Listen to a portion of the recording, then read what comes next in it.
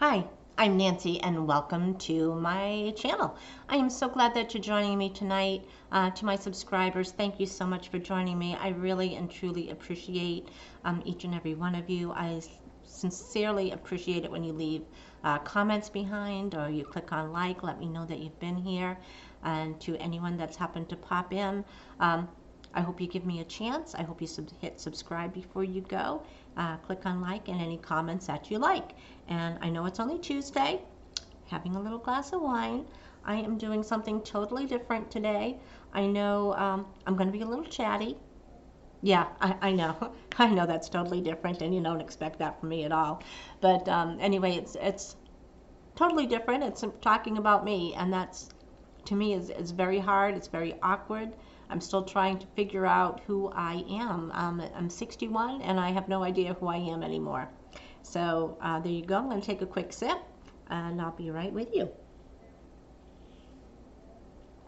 And again, I'm Nancy. Thanks for joining me. And this video is actually inspired by Chris, K&K, Day in the Life. And she did an awesome video a couple of weeks ago, a Get to Know Me video. And I was just really thought it was a really super idea. I mean, you see, your friends and your coworkers at work and your neighbors, and you get to know a little bit about them, and you know a little bit of history behind them, and you just have that common knowledge of each other, and it's just really nice to have that. And with Facebook, I've reconnected with so many of my classmates, former classmates, that I haven't seen in, like 40 years, I guess, over 40 years now. And it's just remarkable to get in touch with these people, and you can see their faces and how they've changed, and you get to see their husbands and what they do for a living now, and their grandchildren, and you're part of their life again, and that is just an amazing feeling. And with YouTube, it's a little bit different. You see some of the same people that comment, and you watch their videos and you comment, and you get a little bit of that banter back and forth, and you get to feel a kind of kinship or a friendship with them. But it's nice to maybe get to know the person behind the video.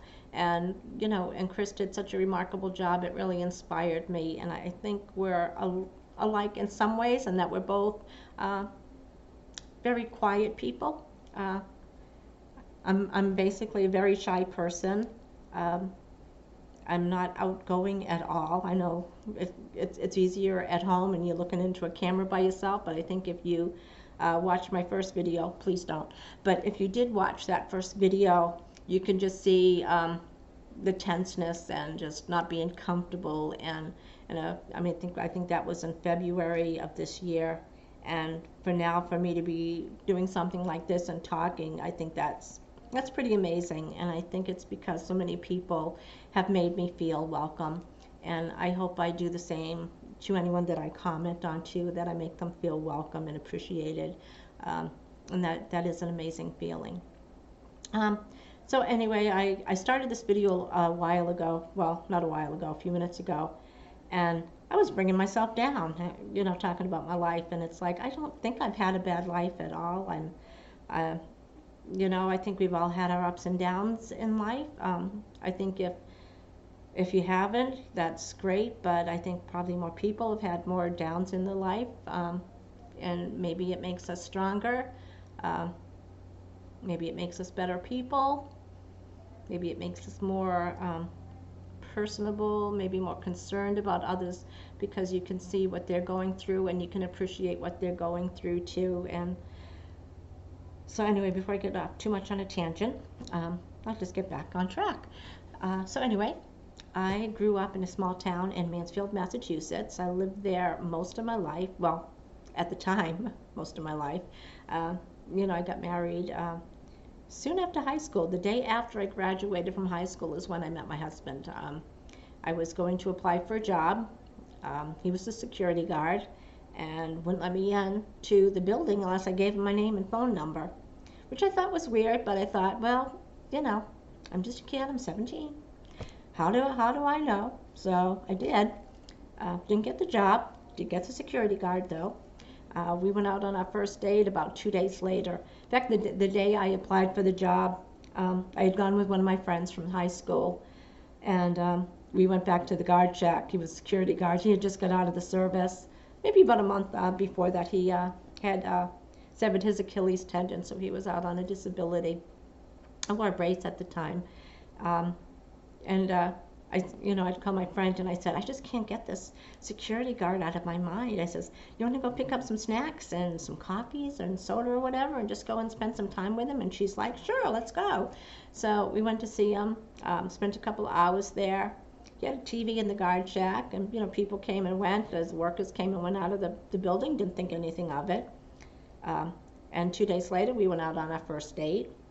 We were married about 6 months after that, and we were married for 41 years. And I lost my husband a year ago, July. His last year, I worked from the house, so my work had set me up to work from home so I could give him 24/7 care. He had more health issues than a lot of people probably. He had 10 heart attacks.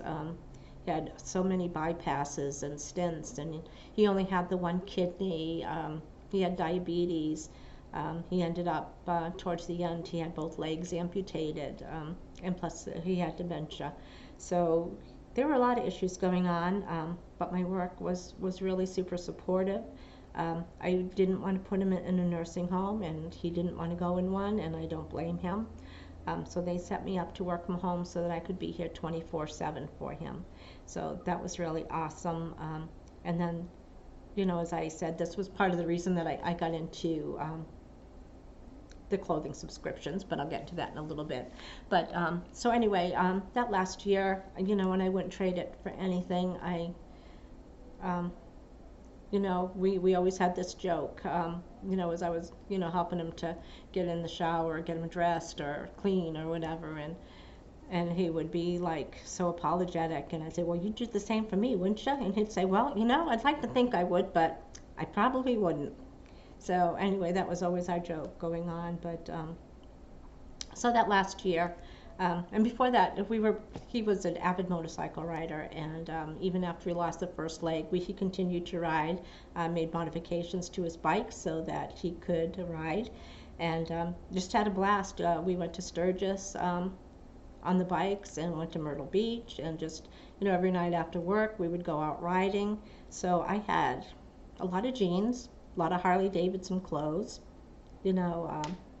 that was basically what I wore. Even to work, I might wear, nice black slacks or whatever, but I'd have on a Harley shirt.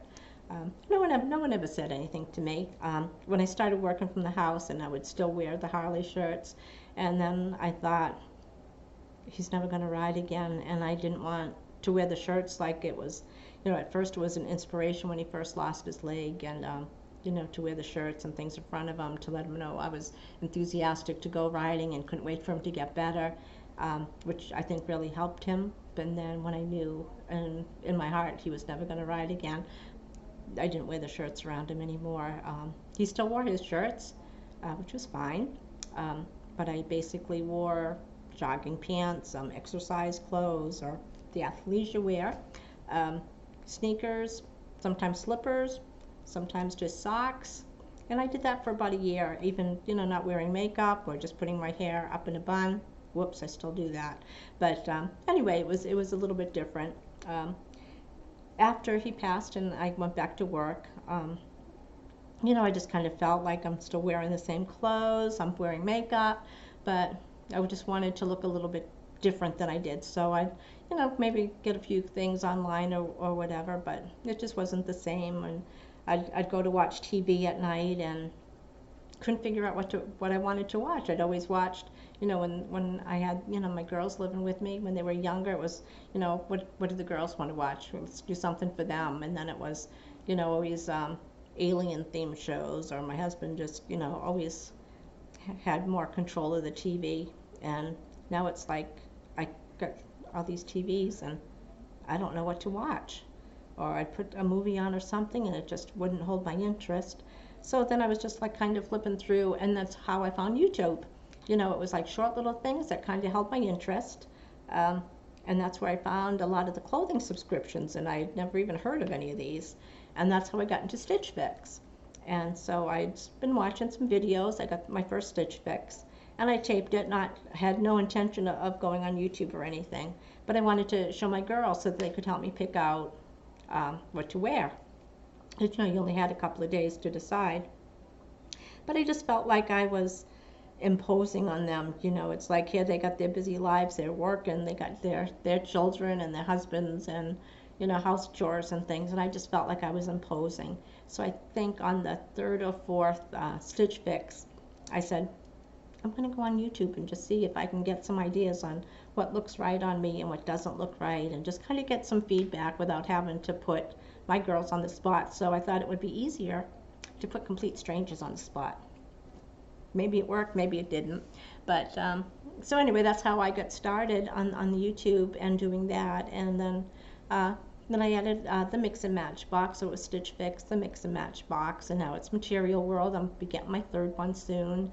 And then just to do something different. I think just to kind of fill that void. And I've really had so much fun on YouTube. And my channel's growing. It's growing slowly, but I think it gives me a chance to get to know my subscribers. And at first, when I first started, it was kind of like, well, if I just get a few comments here and there, that'll be good. But every time I got, I'd look and say, oh, I got a new subscriber. It kind of really boosts your morale and makes you feel good. So I have no idea where the YouTube channel is going, but I'm having a lot of fun doing it. I'm having fun getting to meet new people this way, and it's just interesting, and getting to know other people, and and I think it just feels safer where I'm not going to go to a restaurant or a bar by myself and hope I meet someone nice to talk to. So this has just really been a nice way to get around it. And like I said at the beginning, you get to know a little bit of, your co-workers' lives, and you just have that familiarity, or however you say that. So it would be nice to do that on YouTube too, to get to know some of our subscribers and people that I subscribe to and people that subscribe to me, so we can just kind of get to know each other a little bit better. I probably didn't go into a lot of what I do, but since we've been in Minnesota, we've been here about 20 years. And I work at a machine tool distributor place. I work in the office. So we sell machines, the tools and accessories, robots that go on the machines. So our people program them, set them up. They do turnkeys. So it's all set up with all the tooling. The programs that these companies need are all set in it. And what I do, it's a little bit of everything. When you work in a small company, you do whatever you need to do to kind of keep everything going. So now what I do is there's I started a parts department when we came, because I just couldn't sit there and wait for the phone to ring. And when I first started, when people call for parts, they said, oh, we'll just transfer them. We don't do that. And I'm like, well, then what do you need me to do?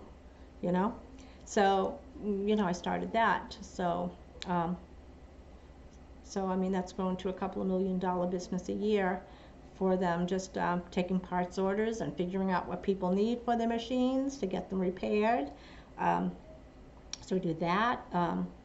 I kind of help coordinate. We've got machines that ship from Kentucky, or they're shipping from Japan, so they come into different ports. So you've got to try to get trucks to grab those machines and the crates and ship them out to the customer.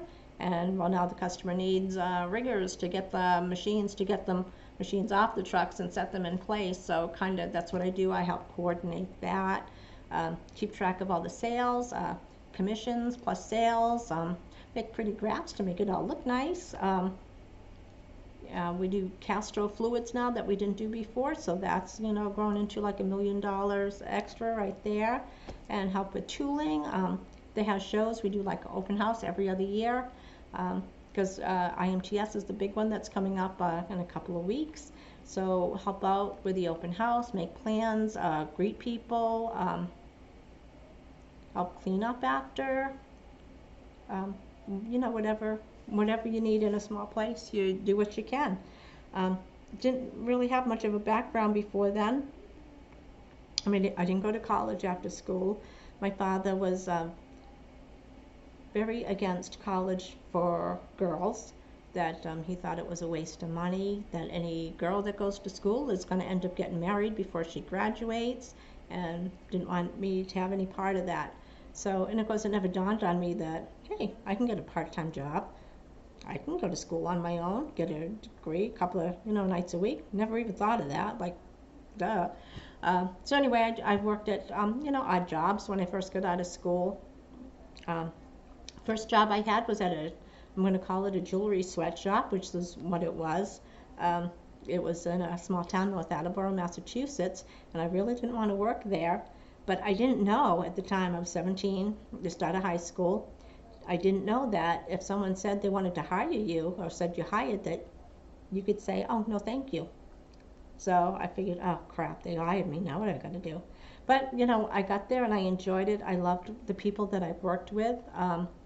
I worked there maybe a couple of months, and they made some nice jewelry in the factory. It was a very small shop. We had one customer come in that really liked it, and then he decided to merge and take us to a national level, which was awesome. So we didn't have an office, anyone in the office at the time. If the phone rang, whoever was closest to the phone answered it. If someone wanted to give an order, we just kind of wrote it on a piece of paper and said, hey, is anyone free? We just got an order for a couple of dozen of these. Who's free to do this? So that's one thing that changed when we went national. So I got to work in the office, and didn't have a computer yet. But I had to figure out how to type because I wasn't a typist. Kind of keep track, answer the phones, type in orders, help get them shipped out, help do the invoicing. So that was a little bit of a learning curve, but that was fun, did that. I quit later after I got married and had our first daughter, Raina. And I didn't go back to work for 4 years after that because I had Raina, and then a couple of years later, Sabrina. And then I went back when Sabrina was 4 to work, so that was nice. Rick worked at that time as a machinist, and he was going to school under the GI Bill. So that gave us some extra money, helped get us a degree. He got his degree in business and then a degree in engineering, which worked out great.